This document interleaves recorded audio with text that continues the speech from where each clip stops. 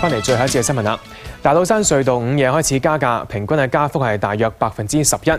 我哋同喺大隧口嘅林彥邦傾下啦。阿邦，隧道方面有冇啲咩準備呢？係啊，景俊，而家距離午夜咧仲有一段時間啦。咁喺呢個隧道收費亭嗰度咧，仲係掛緊舊嘅收費表㗎。咁但係掛住收費表嘅其中2個收費亭咧已經暫停服務。咁相信職員喺午夜之後咧就會更換新嘅收費表㗎啦。我哋同一啲私家車嘅司機傾過啦，佢哋就話2蚊嘅加幅咧勉強可以接受。係咪行其他隧道咧？主要其實係睇下順唔順路。大老山隧道加價之後，私家車加到17蚊。比獅子山隧道劃一收費8蚊貴1倍，司機會唔會改行獅隧呢？兜遠咗就似乎為咗幾蚊可能唔值啦，啲有錢都喺翻度嚇。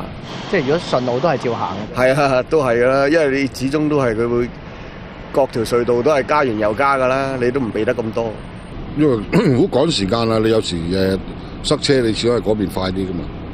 加價梗係唔好啦，不過都冇辦法噶啦。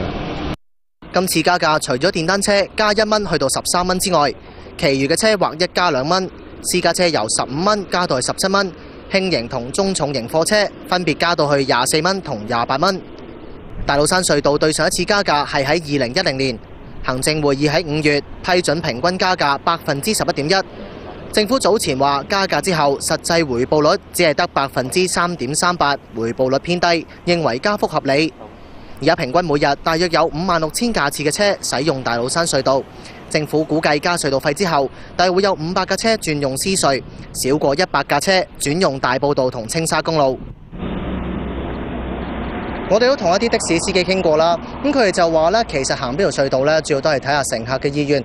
咁相信的士乘客咧，對於2蚊嘅加幅咧，應該都唔係太介意嘅啫。咁我呢度嘅報道係咁多啦，先將時間交翻俾你啊，景俊。唔該晒。